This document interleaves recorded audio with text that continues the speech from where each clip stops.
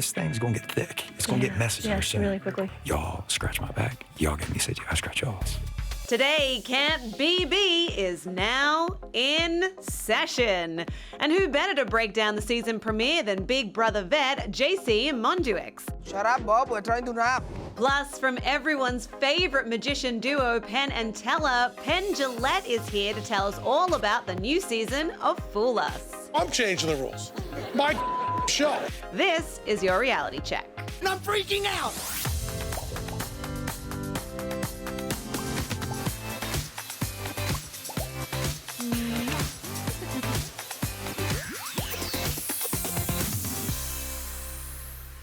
Welcome, everybody. It is Wednesday, and we have got a magical show lined up for you today. I am Lyndsey Rodrigues. Joining me today is magician, comedian, illusionist, entertainer, and so much more. It is Penn Jillette. He is, of course, one half of the magic duo Penn and Teller, and he can currently be seen on the 6th season of Fool Us on the CW. Welcome, Penn. Well, nice to be here. Thank you. It's great to have you. I'm sort of fangirling a little bit right now. Wonderful. You have so many titles to your name. So nice to hear. Thank you. Well, look, we're going to get right into our top 5, Please. so let's do it.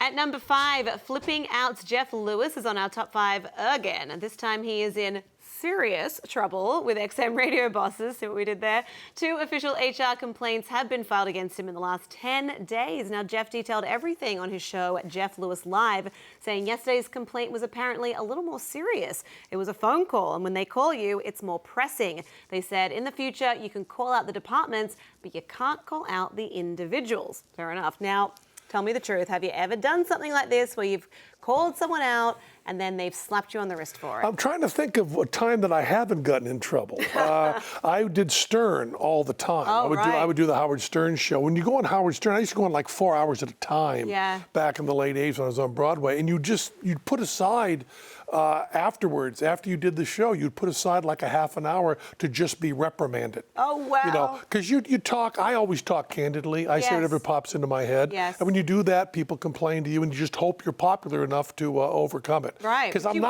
not going to change. Well, look, I hope that you don't say anything bad about us after doing this show. I got nothing bad to say yet. Okay. I'm watching you. We're 2 minutes in. I'm watching you. I'm watching you. Well, at number 4, last night on America's Got Talent, Simon Cowell gave musician Lamont Landers a second chance, but not before calling the performer out. Simon interrupted Lamont's audition, challenging the singer to choose another riskier song. Watch this.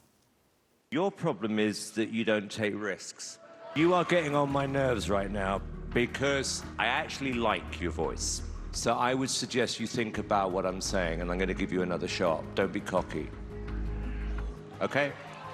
Such a tense moment. What would you do if Simon called you out like that? Well, I mean, there is. Would you leave?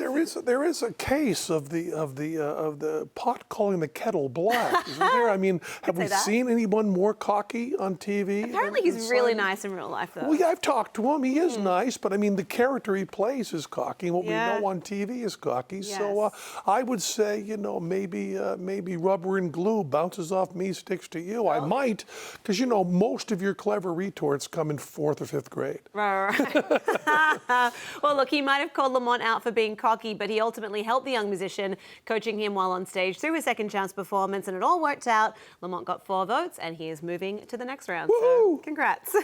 Now, at number 3, unfortunately, it is a sad one. And I know that you know Lisa Vanderpump personally, so, you know, it's been such a tragic time for Lisa Vanderpump. Her brother died of a suspected overdose, and then her mother passed away within a year of that. And then to top it all off, she's been dealing with this Puppygate scandal, causing her to quit Real Housewives of Beverly Hills. So on Tuesday, LVP finally broke her silence, posting this photo on Twitter, honoring both her mother, Jean, and her brother, Mark, saying, "As you go to rest in peace with Mark, Mummy, a tragic year for sure. Life is so fragile, and I have no time for negativity." I can't even imagine what she's going through right now. All I can say is that all of us here at Reality Check are thinking of you, as are all of your fans. And nothing worse. Absolutely, absolutely. At number 2, this one is a little bit more uplifting. Kind of have to be, wouldn't it? It would have to be, yeah. We've got to come back up out of that one. I would think so, yeah. Also on last night's episode of AGT, the judges and the audience were completely blown away by a South African youth choir whose audition was so infectious and inspiring. Watch this. Try not to cry. From the second you walked out, I think this whole place was rooting for you, and you did not disappoint.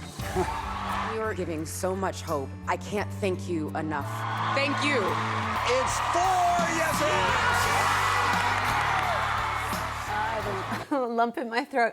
It was such a beautiful performance, and the choir director described the group's message like this: "Our dream is to let children know that just because you're born into poverty doesn't mean that you are poverty." So, isn't that incredible? And this is a competition show similar to the one that you host. So, I mean, would you ever consider being a judge on America's Got Talent? I would love to be. You know, America's Got Talent has never had someone who was from the variety arts. Yeah. They have a lot of variety artists on. That's true. People from music and from comedy, which is a little different than what they're doing. They're doing stuff that's more, a lot of their background of the acts they have on now are carnival, which, you know, I'm carny trash. Yeah.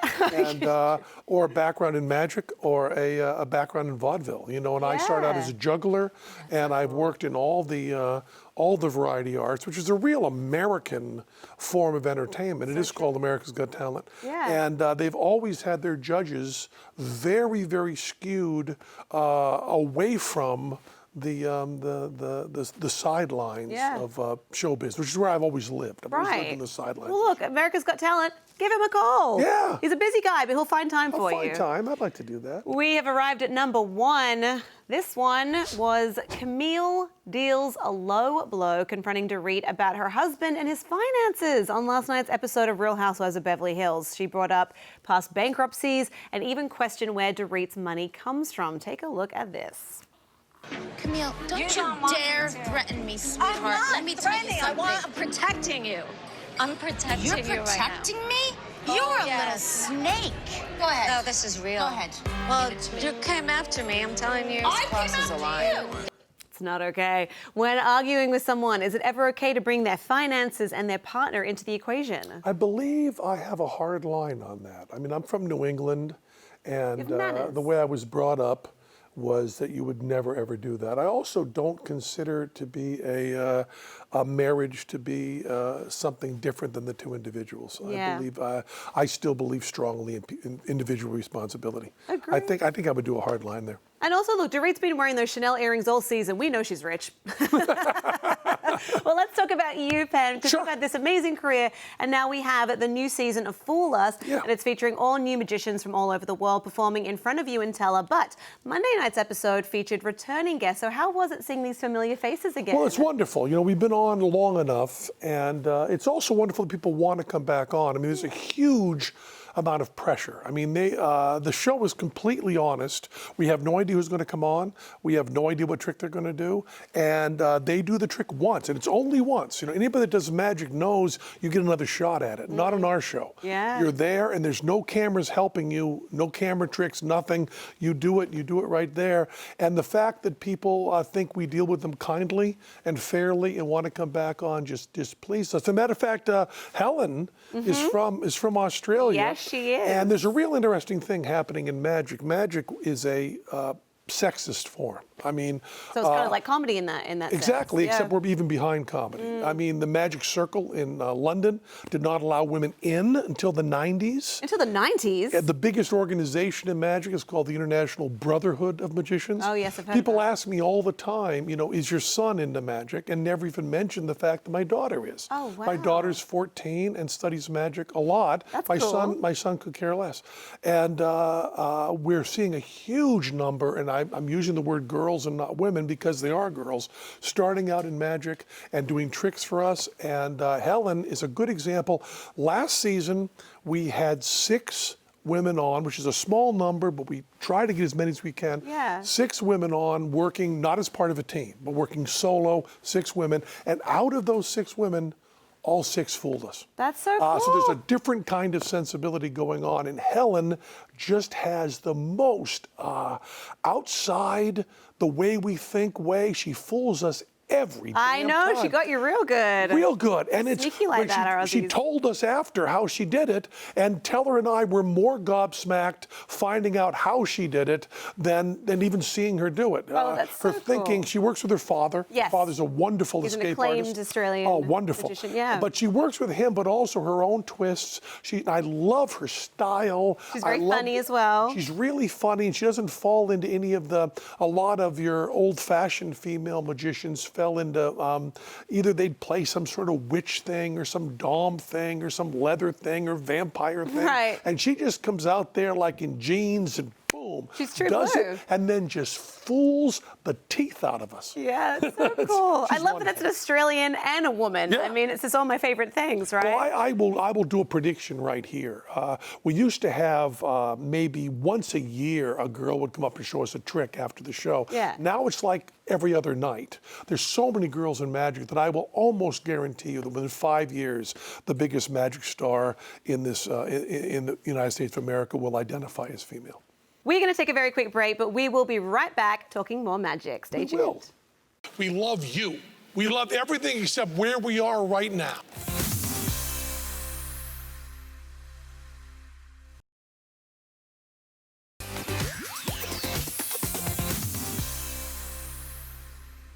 Well, welcome back to the show. I am here with the legendary Penn Jillette of the magic duo Penn and Teller, and I cannot have one of the world's best illusionists / magicians / entertainers on my show and not request a trick. So what have you got for me? Well, I asked them to pick up, I'm just going to do a quick card trick for you. Okay. I asked them to pick up a deck of cards and shuffle them up. They took out the advertising cards and the jokers.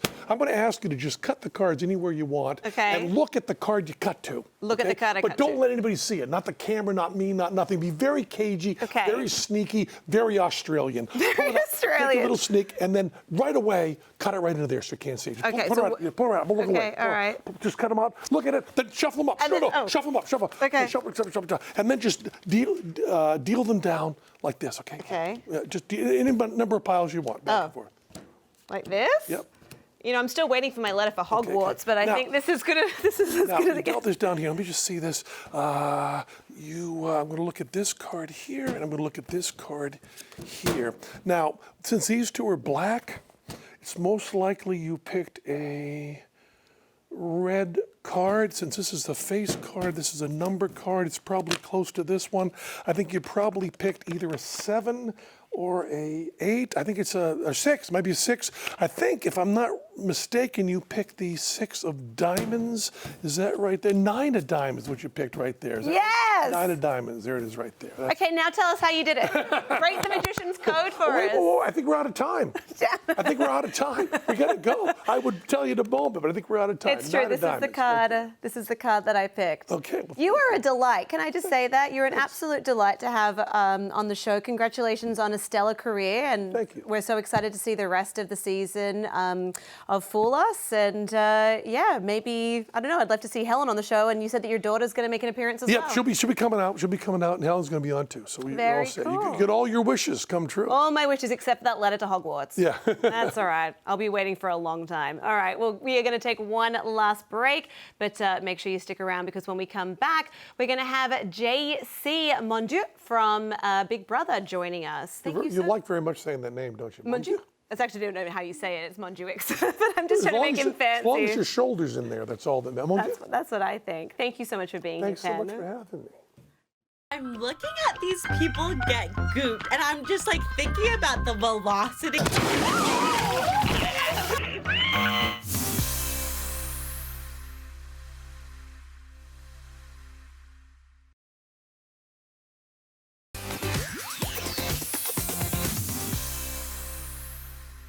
Welcome back to the show. I am now hanging out with JC Mounduix from last season's Big Brother. Welcome, my friend. How are you? Well, how are you? Thank you so much for having me. Oh, I'm so happy that you're here now. I know that you are a little hungover because you had some fun last night at the Big Brother party, didn't you? Yes, I definitely did. Well, I'm very glad that you could make it today because last night was obviously the season premiere of Big Brother season 21. And right off the bat, there was a shocking twist for the contestants on their very first day at Camp BB. Watch this. For the first time ever, you will be electing a camp director. The camp director will not only impact the first head of household competition, he or she will be safe for the first week. So was it, obviously they're really shocked. You can see it on their faces, but JC, was this shocking to you seeing this twist so early on? This is my thing. I lived there, so I went through all this less than a year ago. And my PTSD was all over the roof. That's probably why I drank so much last night.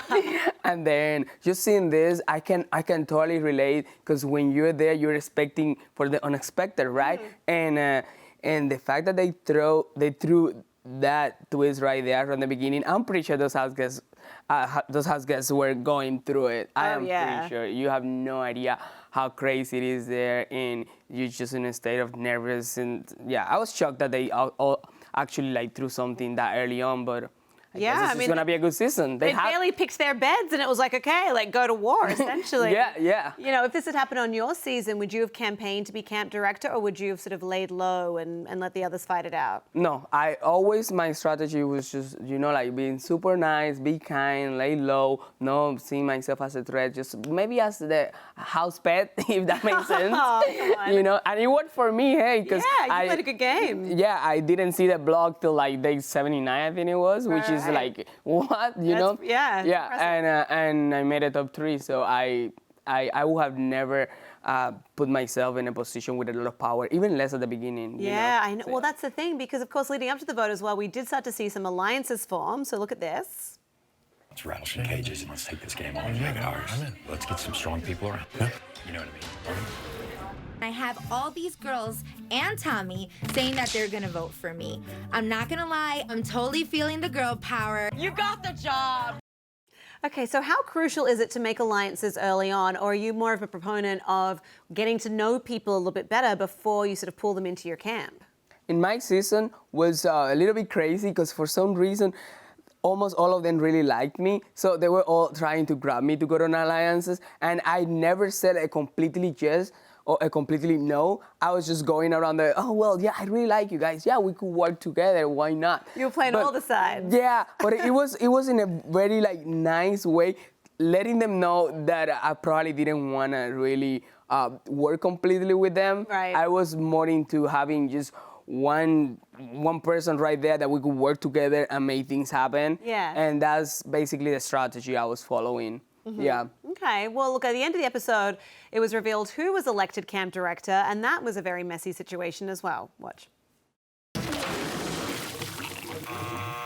Jackson, you must choose to banish 4 house guests. The 4 you choose will be out of the Big Brother game. Oh my God. I mean, was the slime really necessary? Who would have gotten your vote, Jackson or Jessica? I don't know. Like I said, I have to be there, because remember, one thing is what you see on TV, and it's so different when you're there. Yeah. It's 24 hours of footage, so they can put everything there. So depending the one who I will have had more relationship with, or the one who will be more beneficial for my game. Okay, yeah. Most of the moves I did was because it was beneficial for my game. But that's crazy, a lot of power at the beginning. I feel bad for him. I'm saying it from now. I don't think he's gonna make it to jury.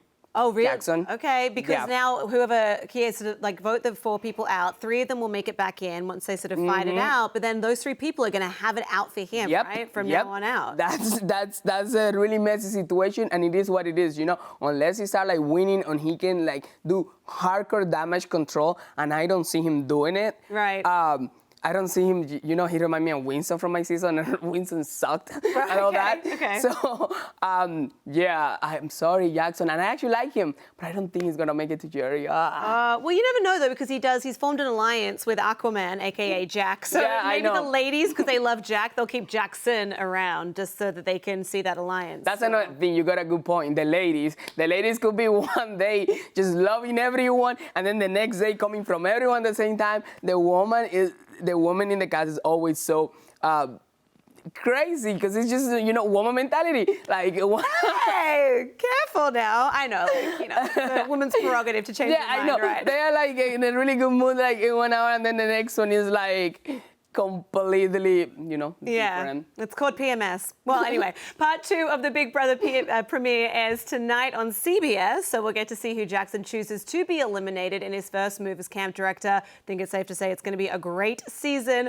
We are going to take a very quick break, but when we come back, we'll be throwing it back to yet another great moment in reality history. Stay tuned.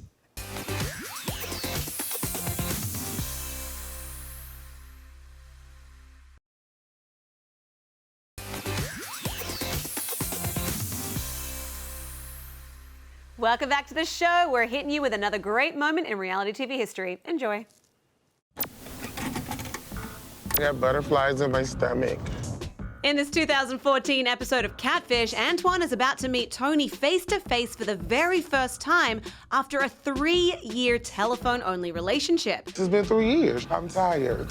And Antwane's cousin Carmen comes along for moral support, or so we think. The reason why you stupid idiot can never find who Tony is because I'm Tony. Carmen stuns Antwane, revealing that she had been catfishing her cousin the entire time, and then goes on to explain her motivation. You should have never called me a fat-ass Kelly Price. But the most chilling moment of all comes when she gives Nev and Max a taste of her Tony voice. What voice are you using to talk to him? The Tony voice. Carmen's cold catfish reveal is one of the great moments in reality history, and sadly, it comes at the expense of Antwane's very real heartbreak. Don't talk to me ever no more, and I mean it. JC, your face was priceless watching this. Had you seen that before? Do you remember that episode? What would you do if that happened to you? Oh my God. I know. Why are you guys putting me through here? What just happened there? Well, a lot. That was revenge at its finest or its worst. I'm not quite sure. I don't know. I feel there is so many other ways to take revenge with people. Don't play with people's feelings. 2 you know? years. 2 years. Insane. That's a long time. It's a long time. No. Sure. We should I don't know, respect a little bit people's feelings. It's funny, but I don't know. I'm just thinking how that person was feeling. Probably. I know. Well, that's why it's one of our favorite moments in reality history. That's what makes reality TV. Anything that is crazy like that or trashy or anything that makes people talk about it. And there you go. You're a reality star. There you go. You know it. Well, look, it was so great meeting you today, JC. Thank you so much for having me. Are you kidding? Thank you so much for being here. And of course, thank you a lot to the very magical Penn Jillette for being here as well. That is all we have time for today, unfortunately. But I am Lyndsey Rodrigues, and I will check you tomorrow.